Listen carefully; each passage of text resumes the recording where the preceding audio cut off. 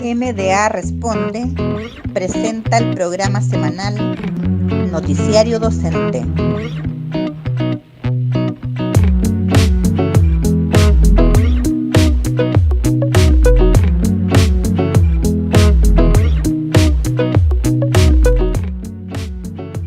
Hola, buenas tardes. Estamos nuevamente aquí en el 10º programa del Noticiario Docente del Movimiento Docente Autónomo. ¿Cómo estás, Pamela? ¿Cómo estás, Ligia?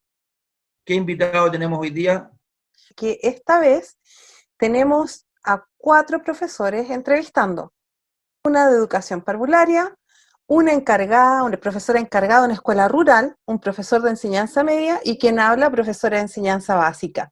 Así que va a estar bastante entretenida esta entrevista a nuestro invitado, que es Ligia. Jaime Beas, quien fue asesor del Ministerio de Educación, posteriormente fue director del CPIP y ahora es el decano de la Facultad de Ciencias de Educación de la Universidad Central de Chile. Por lo tanto, un invitado de lujo que conoce muy bien el mundo del profesorado, profesor de historia además, y tiene mucho conocimiento sobre la carrera docente, decreto 67, y nos va a dar un amplio panorama sobre la educación antes de la pandemia y qué es lo que se piensa sobre la educación post pandemia. Tenemos entonces a nuestro invitado de hoy, Jaime Beas Sánchez. Pues bien, a continuación entonces vamos con esta nueva entrevista de Jaime Beas. Pero para comenzar, Jaime Beas, ex director del CPIP, hasta el 11 de marzo fue director del CPIP del 2018, lideró el rediseño y creación del Sistema de Desarrollo Profesional Docente, fue jefe de la División de Educación General del Ministerio de Educación y asesor ministerial. Buenas tardes, agradecidos nosotros de que usted haya aceptado esta invitación y comencemos. Después de ser director del CPIP, ¿en qué está ahora Jaime Beas? Bueno, muchas gracias por la invitación y un placer compartir con ustedes, colegas, por favor, con todo gusto. Es como estar en casa. Y hoy día yo estoy en la Universidad Central de Chile. Soy el decano de la Facultad de Educación y Ciencias Sociales. Por lo tanto, de mi salida del ministerio tuve la oportunidad, a la invitación que me hizo el rector de la Central, Santiago González Larraín, de incorporarme como decano de la facultad, en donde formamos educadoras de párvulos, de educación básica, profesoras de educación básica diferencial, inglés, matemática, educación física, lenguaje, y también en nuestra facultad se forman sociólogos, y además formamos profesores también en la región de Coquimbo, en la sede de La Serena. Así que estoy dedicado al primer subsistema del sistema de desarrollo docente, y estoy ahí ya hace ya más de 2 años trabajando en la academia, como le dicen ahora, pero trabajando en una comunidad de formadores, y por lo tanto, de alguna manera implementando todas las exigencias que pusimos en la ley para la calidad de la formación inicial docente. Ahora me toca a mí ser parte de la responsabilidad de que eso se cumpla, de acuerdo a lo que establece la Comisión Nacional de Acreditación, así que estoy en ello. Estoy ahí en la formación inicial, estoy muy feliz, estoy muy contento en la Universidad Central de Chile, una universidad independiente, pluralista. Los académicos somos los dueños de la Universidad Central, nosotros no tenemos grupo controlador ni grupos de interés, y por lo tanto estamos muy contentos y cómodos en una universidad que entiende la colegialidad y la academia como un hecho colectivo. Así que allí me encuentro hoy día trabajando, pero obviamente cada vez que puedo asomarme al ejercicio docente, estar con los colegas, estar con ustedes, eso me pone muy contento de poder aportar y también de mirar reflexivamente lo que hemos hecho en los últimos años a propósito de la docencia, tanto en el sistema escolar como en la educación inicial, y cada día uno va descubriendo más asuntos que es necesario perfeccionar en adelante, que es necesario desarrollar en adelante. Todavía hay muchas cosas que están incompletas, como por ejemplo la legislación respecto de la función directiva y técnico-pedagógica, un tema que está pendiente en la agenda, un tema demasiado importante a propósito de los colegas directores, de los colegas encargados como Leslie, que tengan un reconocimiento también a esa función docente, temas pendientes, pero en eso estoy, hoy día dedicado a ser parte de un equipo que forma educadores para Chile. Muy bien, se requiere de su experiencia para esto. Y como decano de la Facultad de Educación de la Universidad Central, y hablando y poniéndonos en el escenario actual, ¿cómo ve el futuro de la formación inicial docente desde ahora en adelante? Mira, Pamela, estamos en probablemente algunos hitos que nos van a permitir reflexionar lo que nos viene. Primero, nadie pensó en el mes de febrero que las universidades íbamos a estar en menos de un mes, si uno piensa en febrero, cuando volvimos a las actividades, en menos de un mes íbamos a estar trabajando en un ambiente 100% virtual. Esto ha significado un trabajo gigantesco para los profesores, las profesoras, los académicos. Nosotros nos tuvimos que formar corriendo, ¿no?, en el uso de estas herramientas de las tecnologías de la información a distancia. Fuimos formados para trabajar en presencialidad. Ninguno de nosotros fue formado para trabajar en un ambiente virtual. Tener en cuenta que trabajar en estos ambientes tiene un diseño instruccional propio. Tiene una forma, una currícula, una planificación, una forma de evaluar, una forma en la que los estudiantes participan. El rol de la docencia en este contexto es completamente diferente a la presencialidad.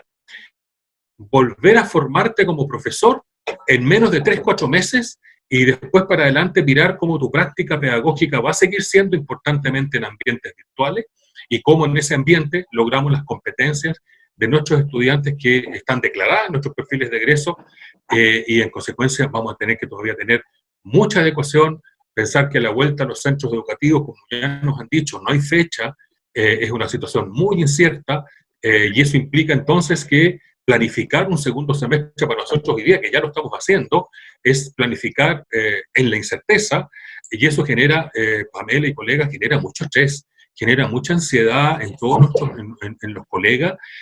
Así es que estamos en una cosa muy febril, con un trabajo a distancia, un teletrabajo que más bien yo quiero calificar hoy día es casi como de explotación a distancia, porque aquí no hay horarios, se pierde la noción del horario, se pierde el tema relacional con los colegas, eso no es menor.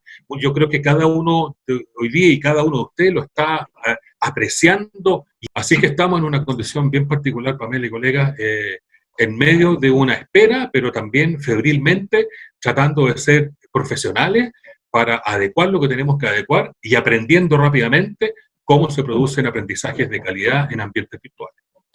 Claro, vamos aprendiendo sobre la marcha, como se dice en buen chileno, y es realmente preocupante, sobre todo por lo que dices tú, Jaime, se pierde la relación con los colegas, se pierde ese trabajo colaborativo que es tan importante para nosotros como profesores de aula, trabajar en aula con los niños y procurar que sus aprendizajes sean significativos. ¿Qué rol crees tú que debiese tener el CPIP en estos momentos respecto a las capacitaciones docentes en cuanto a educación a distancia? Debieran estar diseñando una formación a distancia para la educación a distancia, yo diría y esperaría, soñaría a marcha forzada, para generar soluciones para los profesores, para la docencia, pero también no solamente hacerlo desde el CPIP allá en Lo Barnechea.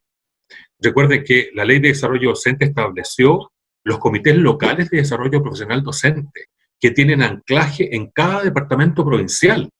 En consecuencia, lo que debiera estar haciendo el CPIP es, junto con generar una oferta pertinente de formación y de actualización para todos nosotros, para todos los profesores, es que debiera estar haciéndolo con los 42 departamentos provinciales del país. Debiera tener una conversación, no desde el departamento provincial Yanquihue, allí debieran haber alojadas soluciones, formaciones y acompañamientos virtuales, pero muy próximos. Allí debieran estar ocurriendo las cosas, en Palena, en Arica, Parinacota, etcétera. O sea, el ministerio debe romper en esta etapa, sobre todo, más que nunca, siempre debió hacerlo, superar el centralismo, que debería cumplir un rol rector, un rol efectivamente rector, pero desconcentrado, ¿no? Allí, en cada departamento provincial y seremía, cercan los profesores generando soluciones pertinentes a los contextos, porque generar un curso a distancia para Gualañé no es lo mismo que generarlo para la comuna de Las Condes,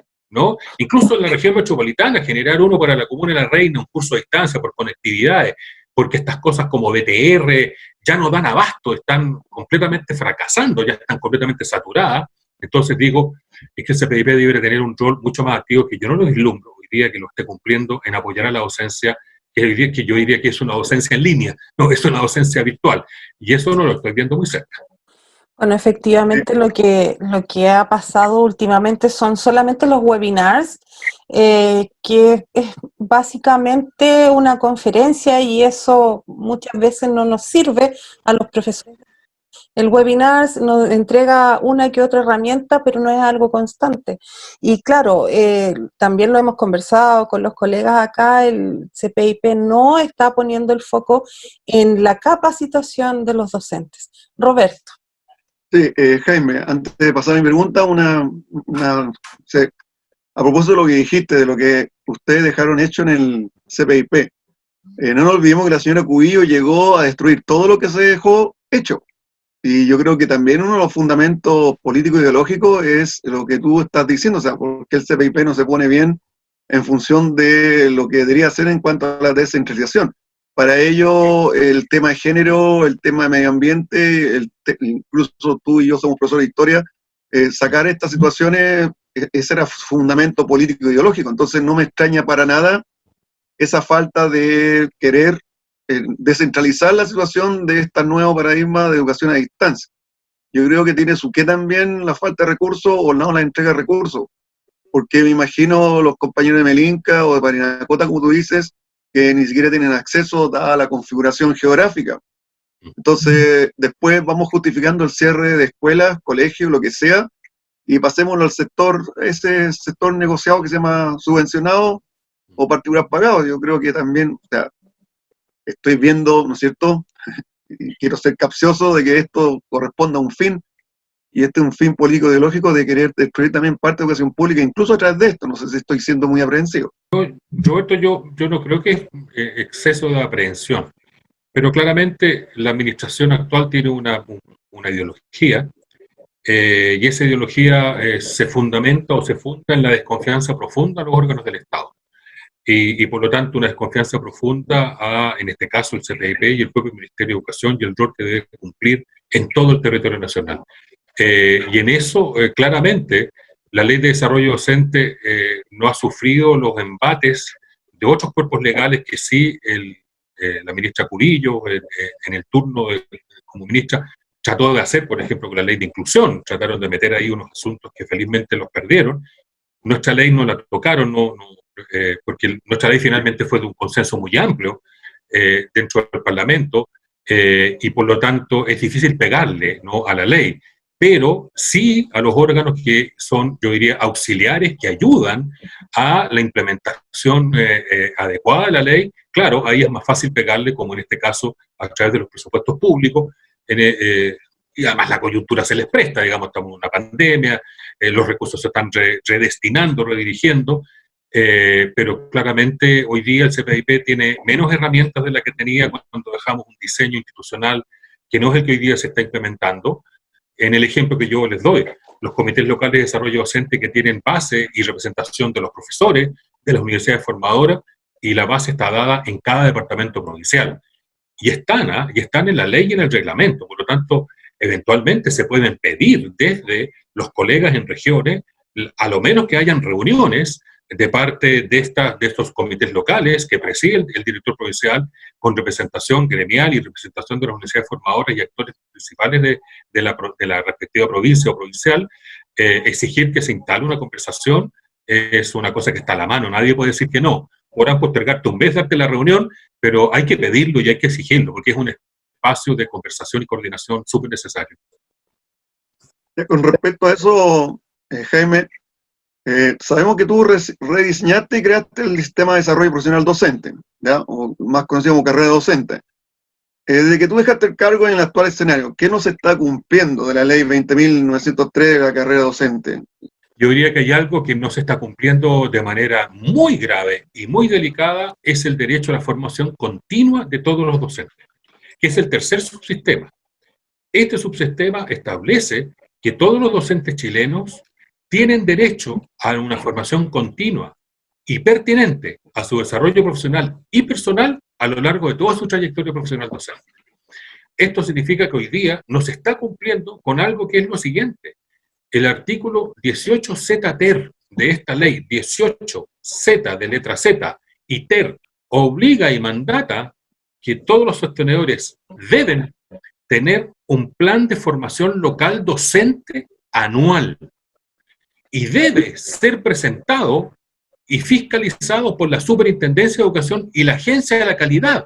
Dice la ley, claramente. Dice que la ley, dice que la agencia fiscaliza que se cumplan, mira, pregunta las visitas de la agencia, y la superintendencia fiscaliza el uso de recursos de subvención preferencial, porque para eso está la subvención preferencial destinada a esos planes de formación local. Y yo diría que eso no se está cumpliendo, nadie lo está fiscalizando, nadie está inquiriendo que se haya cumplido, nadie está haciendo diagnósticos de desarrollo profesional docente como la ley dijo que se tenían que hacer, para decir, en cada comuna debiera levantarse un diagnóstico de necesidades docentes según contexto, según PI, según PME de cada colegio, y establecer rutas formativas, pero rutas formativas a lo largo de una trayectoria. No es un curso, entonces vamos a hacer un diplomado de no sé qué. No, es una trayectoria formativa a lo largo de toda la trayectoria. Y para eso están los recursos, están las disposiciones. Y completamente, porque la ley estableció en su articulado permanente que para financiar estos planes de formación local que deben implementar los sostenedores, deben usarse los recursos de la subvención escolar preferencial. Lo dice tal cual la ley.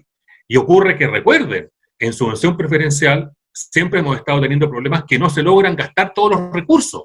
Y es por eso que se pierde la subvención preferencial después de 4 años. Si no se han invertido más del 70% de los recursos en los planes de mejoramiento, esa comuna pierde la subvención preferencial. Bueno, eso se ha restituido, se han hecho arreglos para no perderlo, pero ocurre que los recursos están. Es más, el Fondo de Apoyo a la Gestión Educativa Municipal, el Fondo de la Educación Pública, también son recursos destinados a esto. Entonces, a los sostenedores no les cuesta un solo peso de su bolsillo implementar programas de formación docente situados, preguntándole a los profesores qué es lo que necesitan, estableciendo trayectorias formativas. Es más, en el CPIP hay una página, en la página web del CPIP está el modelo de formación continua, que establece una orientación metodológica de cómo hacerlo. Lo dejamos hecho, hasta allí se puede descargar, hasta el día de hoy un descargable, que es el modelo de formación continua docente. Y allí hay toda una mirada, un modelo de trabajo que debe implementarse. Entonces, cuando tú me preguntas qué es la mayor ausencia que tiene la Ley de Desarrollo Docente y su implementación, es la formación de los profesores, y la segunda ausencia es el tema de los mentores, vale decir, de esos profesores con expertise que trabajan con los docentes principiantes en su primer año de ejercicio o segundo año de ejercicio, apoyándolos en su inmersión al ejercicio profesional. Allí también hay una ausencia, hay una extremada lentitud en tener todos los mentores que se necesitan, en formar todos los mentores a través de las universidades que se requieren para que estén disponibles para los docentes principiantes. Yo diría que son las dos principales ausencias, pero la primera, la de la formación continua, que es un derecho. La Ley de Desarrollo Docente lo definió como un derecho de la docencia. Por el solo hecho de ser profesor o educadora, yo tengo el derecho que el Estado asista a mi formación y que el sostenedor asista también mi formación y desarrollo profesional. En consecuencia, allí hay una tremenda deuda que hay que hacer exigible. ¿Y cómo hacerlo exigible? En la Superintendencia de Educación. O sea, si los colegas de Gualañé no han tenido ningún proceso formativo, entonces ir a la superintendencia y presentar el reclamo, porque la ley dice que la superintendencia tiene que fiscalizarlo, lo mismo que la agencia de la calidad. Pero como la superintendencia está más cerca, porque la agencia no está en todos los lados del territorio nacional, pero en el caso de la superintendencia sí. Entonces hay que empezar a presentar los reclamos correspondientes, porque como esto es una disposición legal, ni siquiera es disposición de reglamento, es legal de la propia ley, si tú no lo cumples, es notable abandono de deberes. Y así se llama la administración pública, notable abandono de deberes. No estoy cumpliendo con las obligaciones que me mandata una ley, que es dar formación a los profesores. Yo creo que ahí está el mayor pecado hoy día. ¿Cae el alcalde y el dueño del particular subvencionado como sostenedor? Por supuesto, caen ambos. Ambos, en este caso, quien está incumpliendo sus obligaciones legales, la obligación que le mandó toda la ley, tiene que formar a sus docentes de manera continua. Usted, sostenedor particular subvencionado, no lo está haciendo, denuncia a la Superintendencia de Educación. Usted, señor alcalde, o señor DAER, o Servicio Local de Educación, no lo está haciendo, denuncia a la Contraloría de la República, porque está incumpliendo una obligación esencial del reconocimiento oficial. Recuerden, colegas, que el reconocimiento oficial de los establecimientos educacionales es un reconocimiento que se renueva anualmente. Todos los años, recuerda cuando uno tiene que presentar el set 12 todos los marzo, abril, con los currículums de los profesores, que tiene la infraestructura como corresponde, tú además tienes que dar fe de que estás cumpliendo con las leyes y las normativas educacionales. Si no las estás cumpliendo, tú corres el riesgo de perder el reconocimiento oficial. Entonces, aquí lo que yo les digo, y a ustedes que son dirigentes y los colegas del Colegio de Profesores, muchas veces lo he conversado con Mario Aguilar, lo conversé en su oportunidad con Jaime Gajardo, lo mismo conversé en su oportunidad con Pavés. Hay que, en los casos que correspondan, hay que judicializar los incumplimientos de aquellas cosas que tiene que cumplir el Estado y sus órganos, en este caso los establecimientos ocasionales, respecto sobre todo de derechos que a nosotros los profesores se nos garantizaron por ley. El año pasado tuve la oportunidad de participar en la formación de mentores en la Universidad de Los Lagos y justamente nos hacíamos la reflexión y nos hacíamos la pregunta de por qué no era algo tan conocido para los profesores principiantes. Y llegamos a la conclusión que no hay difusión, pero no hay difusión ¿por qué? Porque no darían abasto con las pocas formaciones de mentores que han hecho. Ese es el tema. No todas las comunas tienen mentores y tendrían que liberar a muchos mentores de sus horas de aula, porque tampoco es compatible que un profesor sea mentor y además tenga horas de aula, porque es una dedicación exclusiva que hay que tener hacia el principiante. Es una formación bastante bonita y una experiencia súper enriquecedora el trabajo que se hace con un principiante. Respecto a las menciones, ¿por qué no se consideró el pago de la mención a las profesoras de educación diferencial y a educadoras de párvulos, como es mi caso, por ejemplo? La ley que estableció y reguló qué se entiende por mención es la ley 20.158. La que creó la bonificación de reconocimiento profesional. En esa ley se estableció que se entiende por mención una formación especializada en alguna asignatura del currículum o en algún nivel de enseñanza. Así lo define la ley 20.158 y su reglamento. Dicho lo anterior, cuando nosotros como CPIP presentamos por primera vez en el año 2000, iban las menciones de las educadoras diferenciales, no las de párvulos, porque las diferenciales son más nítidas en términos de sus trastornos del aprendizaje, problemas del lenguaje, discapacidades múltiples, etcétera, sordera, sordoceguera, etcétera. Son más claras, son más nítidas, las presentamos. Y la Contraloría las rechaza porque la ley originalmente habló de subsectores de aprendizaje del currículum anterior. Dicho lo anterior, por esa razón no están las formaciones especializadas que tiene la educadora diferencial y de párvulo. ¿Qué hay que hacer? Hay que arreglar la ley. Hay que hacer una moción parlamentaria que permita arreglar la ley e incorporar las menciones de educación diferencial, que son 5, porque nosotros alcanzamos a decir cuáles eran esas, ¿no? Que son 2 transitorias y 3 permanentes dentro de lo que se forman las educadoras diferenciales. Y en el caso de las educadoras de párvulo, había un trabajo un poco más largo que era poder identificar cuáles. Nosotros sabíamos que existían menciones, por ejemplo, en trabajo comunitario. Las mías, las chiquillas de la Central, salen con una mención en diseño curricular, ¿ya? Entonces, hay que generar allí, para presentar un proyecto de ley, y de alguna manera el Ministerio también ha estado como disponible, no ha sido fácil. Bueno, el último paro docente que encabezó el Colegio de Profesores tuvo que ver con las menciones de las diferenciales y de las colegas de educación de párvulo, pero significa que, ¿por qué no están? Porque la ley entendió y dictaminó que eran las asignaturas, porque el origen de esto, tiene que ver con lo siguiente. Se generó la BRP con 2 componentes. La componente de título, 75% del valor, y una mención, el 25% del valor.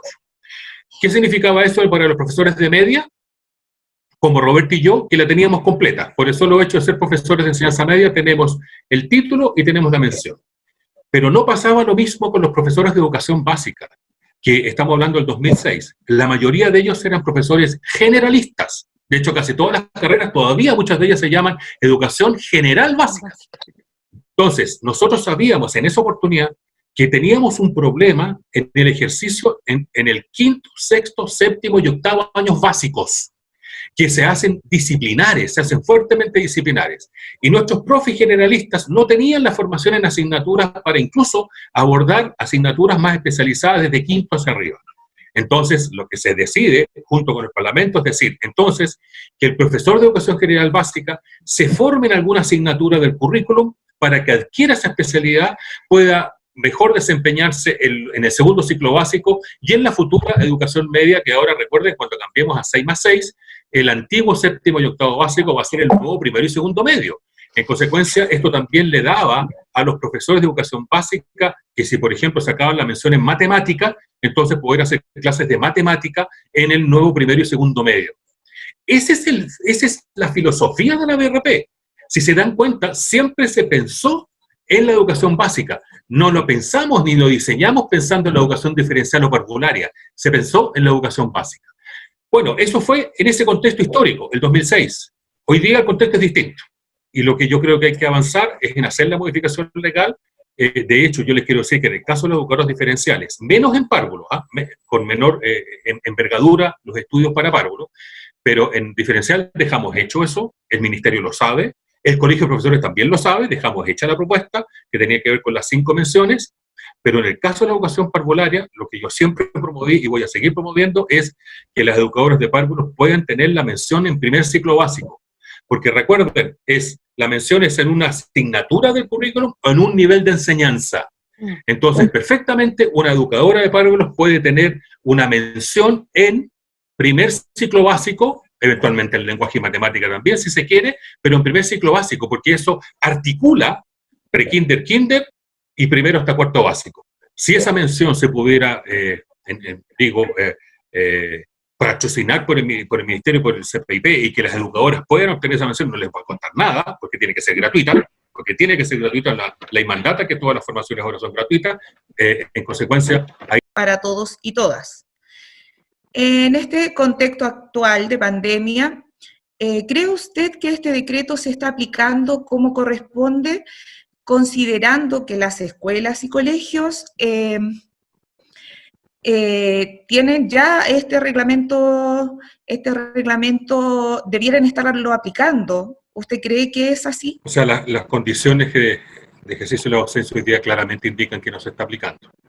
Porque para empezar, la inclusión de los niños y niñas y jóvenes también tiene que ver con su grupo de referencia. Entonces, hoy día ya tú estás sacado de tu grupo de referencia, estás en la casa. Segundo, las adecuaciones curriculares que hay que hacer para la inclusión según necesidades educativas de nuestros estudiantes son adecuaciones que que no se están haciendo, para ser súper claro, no se están haciendo con la pertinencia que corresponde porque nos cambiamos de ambiente. O sea, quiero decirlo, a todos sacaron de la escuela. Nos sacaron de la escuela y nos pusieron en nuestros hogares. Por lo tanto, había cuenta de ese cambio, es que claramente las normas del decreto a propósito de inclusión y oportunidades de aprendizaje para todas y todos, no solamente no se están cumpliendo, por la pobreza de los hogares chilenos, que la mayoría lo son, no la minoría, la mayoría lo son, lo que está ocurriendo es que se están aumentando las brechas de desigualdad en los aprendizajes, en las oportunidades de aprendizaje. Yo creo que este ambiente virtual nos ha llevado a un retroceso que es muy preocupante, que vamos a tener que retomar cuando volvamos.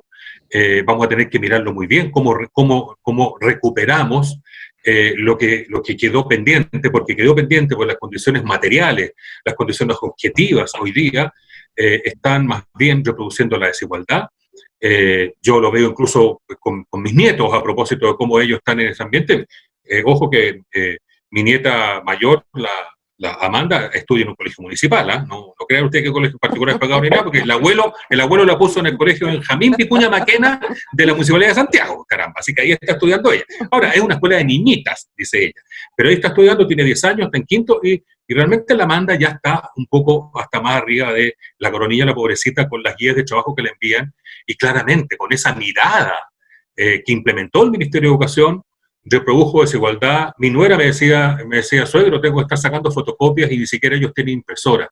Entonces, dicho eso, es que entonces este decreto está sufriendo mucho, yo diría está sufriendo mucho porque no estamos pudiendo, ya no estamos en la escuela y en el hogar se reproduce la desigualdad, ojo con el valor de la escuela, porque la escuela compensa, la escuela genera condiciones de igualación, la escuela entrega alimentación escolar, entrega uniformes para igualar, es el rol no mitiga las diferencias, pero cuando ya estoy en la casa y ya no estoy en la escuela, entonces aparece otro fenómeno, que es, por ejemplo, de la conectividad en los barrios pobres.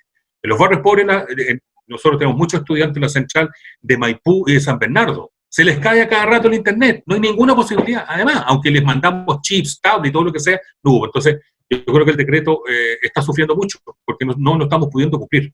Claramente, las condiciones objetivas lo impiden. Mira, Jaime, una cuestión bien clara que nosotros estamos pasando. ¿Qué es mayor énfasis la pertinencia, la evaluación sumativa o la formación y el monitoreo de lo que estamos haciendo? Porque te doy un caso personal, a nosotros nos están llenando, yo trabajo en la Muni Santiago, usted sabe eso, y nos están llenando, me llegaron 2 millennials, una curriculista y una evaluadora, que no puedo decir otra cosa, y nos pasando cuestiones que yo entiendo que es su labor y todo, pero también porque ellos reciben orden del DEM. Concuerdo con tu nieta, a nosotros prácticamente nos hacen trabajar en guía en base a la experiencia anterior presencial y tenemos que mandar el material. Y ahora nos dijeron, y tenemos una larga lista de situaciones, de que tenemos que complementar ese material, ¿ya? Y que no hay que evaluar porque es orden del ministerio. Entonces, ¿en qué momento hacemos lo sumativo? ¿En qué momento hacemos lo formativo? ¿En qué momento hacemos la evaluación? A eso va dirigida mi pregunta. Yo soy mucho más amigo de la evaluación formativa, de la evaluación de los aprendizajes y para el aprendizaje que de la calificación. Esto significa, mira, Roberto y colegas, significa cambiar un paradigma hegemónico entre nosotros, la docencia, entre nosotros los profesores, que es súper fuerte. O sea, incluso los apoderados. La nota, la calificación, el número, el guarismo, tiene un valor inconmensurable para los actores en circunstancias que, y siempre yo lo digo, a ver, te digo, a nivel de la universidad y de mi universidad donde yo trabajo, este es un debate no resuelto, es un debate que genera muchas pasiones. En ese ambiente, cuando yo digo cuál es la diferencia en términos de aprendizajes en un estudiante que tiene un 3,9 y un estudiante que tiene un 4,1, ¿cuál es la diferencia de aprendizaje? No existe, no hay ninguna diferencia de aprendizaje, ¿no? Pero uno reprueba y el otro aprueba. Entonces, pero en términos de aprendizajes, están en un mismo nivel. Yo soy muy amigo y creo que tenemos que aprender, porque esto hay que aprenderlo, porque nosotros fuimos formados para calificar, nosotros no fuimos formados para evaluar. Tenemos que aprender a evaluar, ¿no? Y eso implica un proceso sostenido, pero claramente, en la medida en que nosotros simplemente califiquemos, estamos, voy a decirlo así, matando el talento pedagógico de nuestros niños, el talento de aprendizaje de nuestros niños, porque la nota y la prueba sumativa, que siempre va asociada a la nota, nunca logra apreciar la diversidad de aprendizajes, porque todos los niños aprenden en todo minuto, incluso al que le va mal en esta nota, en la escala de nota, también aprendió. Y la nota mata ese aprendizaje, no lo reconoce. Entonces, este debate que hay que perseverar y ser persistente, y si se hace desde el gremio, desde los movimientos docentes, más importante aún. Si ustedes a nosotros como universidad nos demandan ahora, ¿sabe qué? Queremos trabajar en esto y generar rutina, y hay colegios que ya lo están haciendo. El Manuel de Salas, ¿no es cierto?, desterró las notas de primero a cuarto básico, ya lo viene haciendo hace bastante rato. Hay otros colegios particulares mencionados y algunos municipales que también lo están haciendo, que en primer ciclo sacaron las calificaciones y están trabajando evaluación formativa en los aprendizajes, evaluación para el aprendizaje, y que creo que es lo del futuro, porque además en este ambiente virtual, eso es lo que se requiere. Nosotros como profes de la Central tuvimos una charla magistral, un webinar, como decía la Pamela, con el Tecnológico de Monterrey, que es una institución gigantesca que trabaja a distancia de manera brutal, excelente.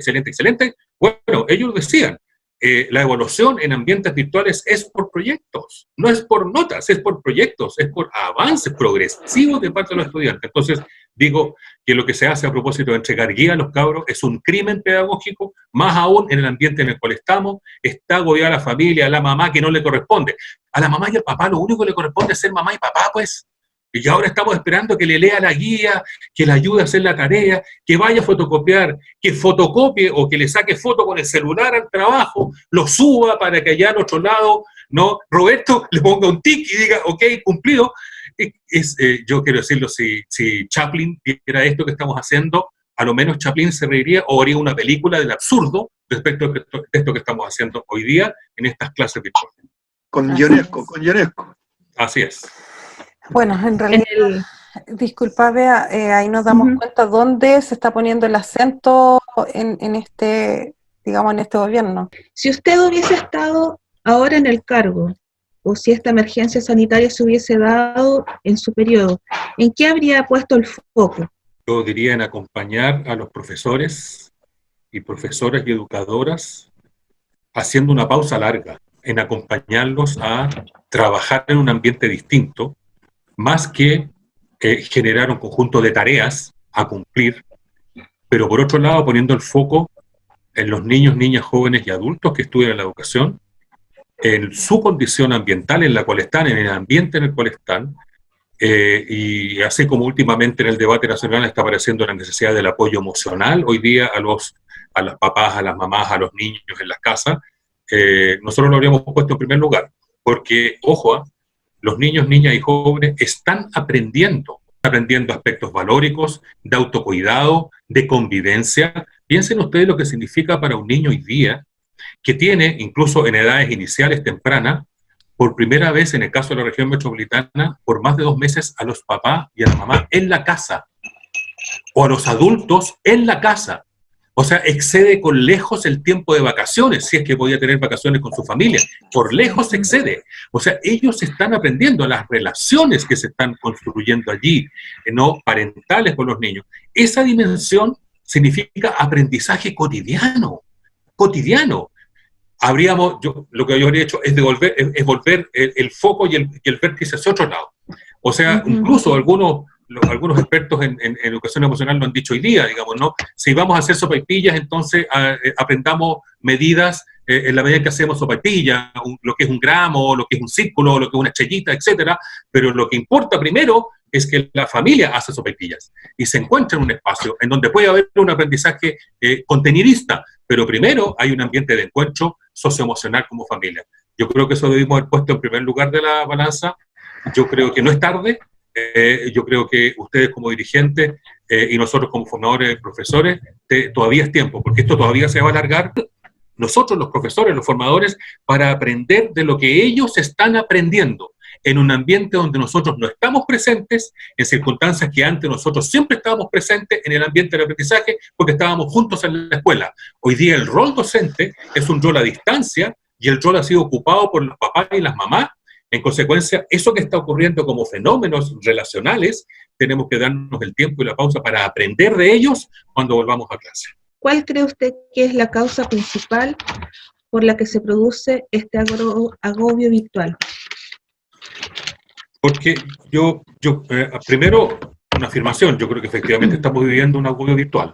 Y lo estamos viviendo no solamente los profesores, sino que también los académicos, las familias que están trabajando en un ambiente para el cual nunca estuvimos preparados. Y yo creo que ahí hay un tema de agobio, y yo diría más bien de un nuevo espacio de desarrollo humano, y yo lo pondría en esa clave. Es un nuevo espacio de desarrollo humano que ya lleva más de 2 meses, nos estamos desarrollando en un ambiente al cual nunca estuvimos preparados, y por lo tanto muchas cosas las estamos haciendo con harto corazón y con nuestras ganas, incluso a costa de nuestro propio cansancio y nuestra disrupción familiar. Pero ¿cuán bien lo estamos haciendo? Yo diría que es un proceso que vamos a tener que mirar en retrospectiva una vez que esto pase, para poder ver qué tenemos que reparar y qué aprendimos y qué avanzamos, porque hay cosas en las cuales sí vamos a avanzar, pero de todas maneras no tuvimos tiempo, nadie tuvo tiempo a nivel de pandemia de poder haber planificado cómo nos enfrentábamos mejor. Más allá de los mensajes que se nos dan por la televisión, de que venían trabajando desde enero en esto, los porfiados hechos, las cifras, los números, cómo se ha comportado todo esto, demuestra que no era posible tampoco tener esta lógica, ¿no?, como de gran hermano, que yo todo lo sé y lo logro planificar. Yo creo que vamos a la salida de esto, va a haber un tiempo, yo lo quiero denominar así, un tiempo de aprender de lo que nos ocurrió, y va a haber un tiempo necesario de restitución de aquello que también aprendimos y de aquello que nos quedó en falta. ¿Cree usted que faltan lineamientos claros desde el Mineduc para enfrentar esta situación? ¿Cómo lo haría usted? Yo creo que faltan lineamientos claros. Mira, y quiero ser súper bien veraz en esto. Yo hace poco estuve en una conversación junto con otros decanos con el ministro Figueroa. Mira, el ministro tiene bien clara la conciencia de que las brechas de aprendizaje se están ampliando y tiene clara la conciencia de que la deserción escolar va a subir. Mira, con esos dos hechos, a mí me produce una cierta esperanza, porque vamos a seguir trabajando como decanos de educación con el ministro en un espacio colaborativo, justamente cuando volvamos a clase, para que los estudiantes de pedagogía de cuarto y quinto año puedan apoyar esta labor del reingreso al colegio, ¿ya? Ese es el proyecto en el cual estamos trabajando, fuimos invitados, las universidades lo aceptamos. Dicho eso, es que, claro, es re fácil decirlo en todo caso, hoy día desde acá, ¿no es cierto? Yo lo haría distinto. No sé, yo creo que habríamos cometido errores similares a esto, pero sí hay un error que no habríamos cometido, que nosotros tenemos una concepción de la persona y del ser humano que es distinta a los que están administrando hoy día. Y probablemente habríamos cometido algunos errores igual, sin duda, por supuesto, pero a lo mejor habríamos reaccionado antes a las situaciones que están afectando el desarrollo de las personas. Y a lo mejor habríamos reaccionado antes al tema de la pobreza, al tema de que efectivamente la cuarentena solo es posible si hay un ingreso familiar mínimo garantizado por parte del Estado y no en esta lógica gradual decreciente, sino que efectivamente garantizado. A lo mejor allí habríamos actuado distinto, pero creo hoy día, con la conversación que yo tuve con el ministro, por lo tanto hablo como protagonista de esa conversación, hay un atisbo de ciertas pistas en él que pueden ser interesantes para encontrar en una conversación de salida que sea adecuada a todo lo que nos pasó y a todo lo que vivimos. De acuerdo a lo que tú estás diciendo, haciendo un poco de razonamiento, ¿será un poco el hacer falla hacer esto de dejar hacer de parte del ministerio a los sostenedores y mirar para el lado? Porque al final nosotros tenemos que cumplir bajo un sueldo, entonces no es posible que digamos que estamos bajo un agobio laboral. Tenemos que hacer las cosas y bajo esa premisa, por eso digo la palabrita, tú sabes, en economía, el hacer falla, dejar hacer, dejar pasar, y por eso que no pasa el agobio laboral, no pasa esta situación bajo esas circunstancias en que, comillas, nos están presionando. No entendemos por qué sentirnos presionados. De hecho, muchos apurados dicen que si los profes no están haciendo nada, están felices. Entonces, bajo esa premisa, ¿cómo tendríamos que abordar este laissez-faire, por colocarle un título? Yo creo que hay un rol de nosotros como comunidades educativas, porque una cosa es que estemos en nuestros hogares, pero otra cosa es que podemos establecer lazos comunitarios con la comunidad de colegas. Y yo creo que hay que prepararse desde el movimiento docente, hoy día, haciendo voy a decirlo así, un catastro, un listado, hay que hacer un cuaderno de campo, ¿no? Que diga, mira, esto nos está pasando, porque, ojo, después se nos va a olvidar, esto va a pasar y después, mira, no sé qué. Pero yo creo que es necesario hacer un cuaderno de campo que indique, mira, qué sabemos que está pasando en las casas, qué sabemos que está pasando en las familias, con nuestros estudiantes, qué sabemos que pasa con los colegas, qué sabemos que pasa con nosotros mismos. Yo creo que hacer un cuaderno de campo en este contexto que estamos hoy día es súper necesario, porque nadie lo va a registrar, y es necesario registrarlo. Mi señora, que también es profesora, la profesora Ingrid Boe, ella dice, hay que sistematizar todo esto que estamos haciendo, porque ella es muy rigurosa, es muy académica, es muy exigente. Y entonces ella dice, hay que registrar lo que estamos haciendo, porque esto es un minuto original y único en el tiempo, en nuestra biografía como seres humanos, como personas. Nosotros no vamos a alcanzar a vivir otra pandemia como esta, porque nos vamos a haber muerto antes. Este momento que está viviendo la humanidad y que estamos viendo nosotros es único en la biografía de toda esta generación, de estas generaciones. Entonces, digo, ¿cómo no registrar? No, de manera sencilla, sí, mira, los académicos después enredan todas las cosas, los académicos, siempre enredan las cosas, pero hay que partir por lo sencillo. Un cuaderno de campo que significa, mira, esto está pasando, registrarlo, identificar, hacer un registro por actores, profesores, estudiantes, mamás, papás, colegas, registrarlo eso nomás, para tener ese registro a la salida y cuando volvamos a encontrarnos en comunidad, en colegialidad, poder decir, esto nos pasó y qué podemos hacer con esto que nos pasó. Y este es el tiempo en el cual los líderes deben avisorar antes que el resto el futuro que viene. Y el futuro que viene es un futuro de reconstrucción, de rearmarnos, de aprender y de aprender cosas para no volver a hacer algunas y para empezar a hacer otras cosas que llegaron para quedarse y que no las vamos a dejar más. Entonces, creo que ustedes como dirigentes, como movimiento, debieran poner en la conversación voy a decirlo así, disculpen, de la colegancia, ¿no? Poner en la conversación de la colegancia, oiga, registremos lo que nos está pasando, porque nos vamos a volver a encontrar en la escuela. Eso es cierto, eso es una certeza. De las pocas certezas que tenemos es que nos vamos a volver a encontrar. Y cuando nos encontremos, si tenemos registro, vamos a poder levantar un hacer comunitario como escuela, como liceo, como jardín infantil, que nos permita aprender, pero proyectar una nueva forma de educar, sino que tenemos que incorporar el saber hacer, el saber ser, el saber convivir. Eso llegó para quedarse. Y creo que no podemos descuidarlo cuando volvamos a nuestras comunidades educativas, esos saberes y aprendizaje, como lo dijo la comisión de Jacques Delors en su minuto, son súper importantes traerlos a la conversación. Así como traer a la conversación la Agenda 2030 del UNESCO, cuando volvamos a clase, la Agenda 2030, que es profundamente equitativa, profundamente respetuosa del medio ambiente, del cuidado entre nosotros, traer la Agenda 2030 y la parte, el capítulo educativo, que entiendo que es el capítulo 4, traerlo a la conversación para con esos anteojos hacer el análisis de lo que nos pasó, creo que eso va a generar una disposición distinta en las comunidades educativas. Usar los anteojos de la UNESCO creo que es muy bueno, es muy noble. Usar los anteojos de Jacques Delors, y cuando nos dijo con los distintos tipos de aprendizaje que tiene el ser humano, son otros anteojos muy buenos. ¿A partir de qué? Del registro de campo que... Disculpa, Jaime, en el fondo estaríamos haciendo como una especie de raconto histórico y dejar para la posteridad esto es lo que vivimos.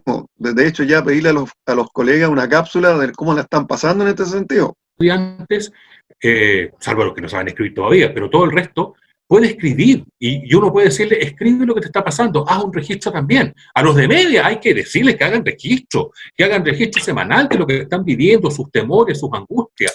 Esos cuadernos de vida, esos registros no biográficos, son súper importantes para recuperar lo que nos pasó también, para conversar a partir de ello con nuestros estudiantes en el futuro. Creo que este tiempo es el tiempo del registro. Yo creo que nos queda súper claro de que terminado este periodo, esta pandemia, toda esta emergencia sanitaria, tenemos que volver a repensar la educación. Y de acuerdo a lo que tú nos has dicho, es un trabajo bastante largo y tenemos que empezar a hacerlo desde ya. O sea, partiendo por esto que tú nos dices, los registros, qué es lo que nos está pasando y cómo lo vamos a enfrentar en un futuro para no volver a cometer los mismos errores. Bueno, Jaime, yo agradecida, una enormidad, que nosotros como movimiento te agradecemos tu tiempo, tu valioso tiempo y lo que nos acabas de contar en esta entrevista.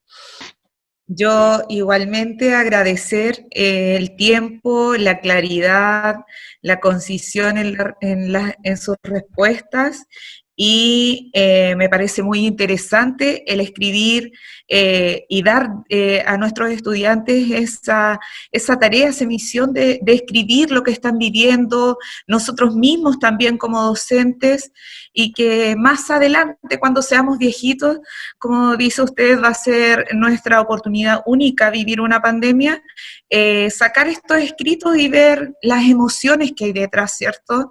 Todo lo que está viviendo, que para nadie ha sido fácil, pero también podemos sacar cosas positivas, el contacto con nuestra familia, ¿cierto? Estar todo el día en la casa. Bueno, por mi parte, igual agradecida de este diálogo tan amable que se dio entre nosotros, y también agradecer la invitación que hace al profesorado en general a reflexionar sobre este aprendizaje que vamos a tener después de este periodo que estamos viviendo, que todavía es incierto y no sabemos cuándo va a terminar, cuándo vamos a regresar a la normalidad. Así que muchas gracias. Por favor. Jaime, agradecerte toda la enseñanza y, como dice Leslie, la concisión. Y bueno, dejar claro que nosotros somos un son politicún, según el viejo sabio, ¿no es cierto?, de la antigua Grecia, y dejar en claro que nuestra pertinencia está presente. O sea, yo me acuerdo, no sé qué alcalde ahí en la Municipalidad de Santiago dejó una cápsula para 100 años más, con elementos materiales. ¿Ya? Sí. No sé, no me acuerdo si fue el Salaqué, no me acuerdo. En ya. Entonces, imagínate ahora dejar una cápsula para 100 años más a propósito de lo que tú dices, porque según el raconto histórico, cada 100 años se da esta situación de pandemia. Entonces, ¿cómo la vivimos? Y a mí me parece muy interesante eso en cuanto a lo que significa el elemento histórico y el entorno social en términos sociológicos, no solamente en términos pedagógicos, de lo que la pasamos nosotros, incluso nosotros como formadores. A eso me refiero. Muchas gracias por tu pertinencia y tu ayuda. Gusto verte, Roberto. Yo de verdad me quedo igual con el corazón bastante llenito porque creo en respuesta a lo que conversábamos ayer en nuestra reunión, creo que nosotros vamos como por muy buen camino, no estamos tan equivocados con lo que pensamos como docentes y cómo enfrentar esta pandemia. Agradecidos una vez más, Jaime, esperamos en una próxima oportunidad poder contar con tu presencia de nuevo para conversar distintos temas que de verdad nos atingen a los profesores. No, Pamela, con todo gusto estar con ustedes de nuevo, ha sido un gusto y a través de ustedes, sé que este programa lo van a ver muchos, un profundo reconocimiento a todos los profesores, profesoras y educadoras de nuestro país que a lo largo del territorio nacional están haciendo el aguante, como dirían algunos barreros y futboleros, pero sí quiero dejarles algo que nuestra Premio Nacional de Ciencias de la Educación, María Victoria Peralta, educadora de párvulos, eterna, nos dijo en una charla que nos dio a nosotros, a los académicos de la facultad, que fue estamos en un tiempo de espera, pero es un tiempo de espera que tiene que ser una espera activa. Y tenemos que preparar el retorno y prepararlo de manera activa, pero también aprender a vivir en tiempo de espera. Nos decía María Victoria en una charla hace pocas semanas atrás, así que transmito lo mismo, es una espera activa. Así que para mí ha sido un tremendo agrado conversar con usted, me siento muy cómodo conversar con la colegancia, me siento feliz, y yo me siento dichoso con eso, así como hacer las clases, así que nada. Cariño a todas y a todos ustedes. Listo, igual, un abrazo. Entonces, bien, muy buena entrevista a Jaime Bea, como ya anunciamos, participaron bastantes colegas, lo que lo hizo mucho más dinámico en esta ocasión. Así es. Sí, excelente, yo creo que muchos colegas van a salir de dudas con las preguntas que se le hicieron, porque Jaime es una persona que conoce mucho de carrera docente, de todos los temas de educación. Por lo tanto, van a quedar sumamente bien informados respecto de estas materias que trataron en la entrevista. Excelente entrevista, Pamela. Gracias. Bueno, sobre todo agradecer desde aquí también a nuestras colegas, a nuestro colega que participaron en esta entrevista, que lo exprimieron, por decirlo de alguna forma, a Jaime. Gracias, esta entrevista fue bastante provechosa, considerando que estábamos muy bien representados con los colegas. Desde aquí les agradezco haber participado en ella. Bueno, ahí la respuesta cuando le preguntamos respecto del pago de la mención a las educadoras diferenciales fue una respuesta que no esperábamos y que nos dejó bastante claros. Así que eso, nada más que agregar por mi parte. Bien, pues, entonces ahora tendremos un nuevo programa con un nuevo invitado y recuerde seguirnos en nuestras redes sociales, ¿no es cierto, Ligia? Así es, Facebook, Twitter, Instagram y canal YouTube. Síganos. Síganos. Nos vemos. Nos vemos, hasta la próxima. Hasta la próxima.